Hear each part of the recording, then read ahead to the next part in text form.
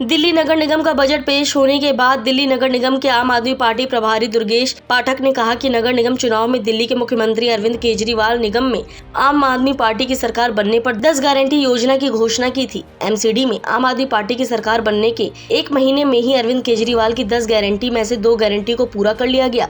पाठक ने कहा कि अरविंद केजरीवाल की 10 गारंटी में से एक गारंटी दिल्ली नगर निगम के कर्मचारियों को नियमित रूप से वेतन देना था। भाजपा की सरकार में निगम कर्मचारियों को अपने वेतन पाने के लिए धरना प्रदर्शन हड़ताल तक करना पड़ता था, लेकिन आम आदमी पार्टी की सरकार का पहला बजट निगम कर्मचारियों को ध्यान रखकर बनाया गया। जो काम बीजेपी 15 साल में नहीं कर पाई, वह काम अरविंद केजरीवाल, उनके मेयर और पार्षद ने 1 महीने में कर दिखाया। कहते हैं कि अरविंद केजरीवाल जी जो कहते हैं वो करते हैं, और मुझे लगता है कि दिल्ली के लोग भी शायद इतनी तेज़ी से अपेक्षा नहीं किया होगा कि उन्होंने कि 10 गारंटी में से 2 गारंटी आज पहले ही दिन अरविंद केजरीवाल जी ने पूरी कर दी।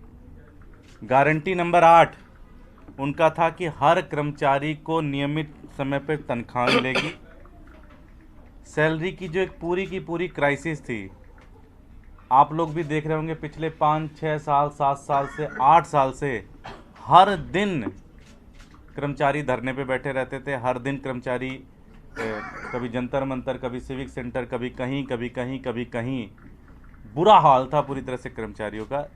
इस बजट से जो काम भारतीय जनता पार्टी 15 साल में नहीं कर पाई, अरविंद केजरीवाल जी ने 1 महीने के अंदर करके दिखा दिया। अरविंद केजरीवाल जी की मेयर साहिबा ने, हमारे सारे पार्षदों ने मिलकर 1 महीने के अंदर वो काम करके दिखा दिया, जो काम भारतीय जनता पार्टी 15 साल तक कभी नहीं कर पाई। उनका जो गारंटी नंबर 8 थी वो आज पूरी हुई। साथ ही साथ एक जो बड़ी समस्या थी वो थी गारंटी नंबर 9। व्यापारियों को लेकर एमसीडी एक तरीके से राक्षस का काम करती थी।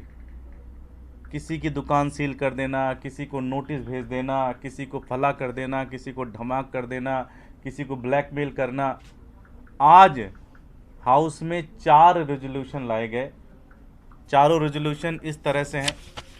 पहला रेजोल्यूशन जो सबसे महत्वपूर्ण रेजोल्यूशन था, जो मैंने परसों भी बताया था कि जब 2000 ये local shopping centre, local commercial centres में जब सीलिंग हुई, उसके बाद मॉनिटरिंग कमेटी बनी। मॉनिटरिंग कमेटी ने एक जुडिशियल कमेटी बनाई, और उस जुडिशियल कमेटी में पिछले कई महीनों से दिल्ली के व्यापारियों का केस चल रहा है।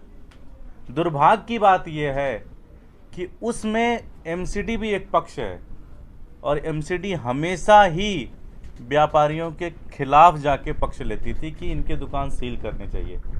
आज हमने रेजोल्यूशन लेके आए, रेजोल्यूशन नंबर 3, और वो ये कहता है कि एमसीडी सबसे 2 डायरेक्शन दिए इसमें। सबसे पहला डायरेक्शन तो यह है कि इनके केसेस को जल्द से जल्द कराया जाए, और दूसरा, एमसीडी अब जुडिशियल कमेटी में पक्ष लेगी कि ये सारे के सारे जो एमसीडी व्यापारियों के पक्ष में अपनी बात रखेगी कि सीलिंग डीसील कराया जाए। ये हमने पहला रेजोल्यूशन पास कराया। दूसरा रेजोल्यूशन आपने देखा होगा, कभी बहुत ज़्यादा कन्वर्जन चार्ज के नाम पे नोटिस भेजे जा रहे हैं, वो नोटिस बंद हो। दूसरा कि जो भी नोटिस अगर दिया है उसके खिलाफ कोई भी कार्रवाई ना हो।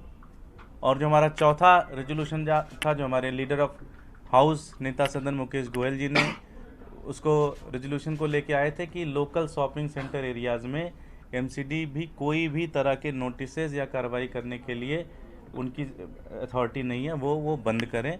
आज वो चारों के चारों रेजोल्यूशन आम आदमी पार्टी के आज हाउस में पास हुए। मैं दिल्ली के कर्मचारियों को बहुत बहुत बधाई दूंगा, मैं दिल्ली के व्यापारियों को बहुत बहुत बधाई दूंगा, और मैं ये भी कहना चाहता हूँ कि आज हम ये काम इसलिए कर पाए क्योंकि आप लोगों ने आम आदमी पार्टी के ऊपर भरोसा जताया, आम आदमी पार्टी के ऊपर अपना विश्वास जताया, इसलिए हम ये सारे के सारे काम कर पाए। टॉप स्टोरी ब्यूरो के लिए दिल्ली से रवि डालमिया की रिपोर्ट।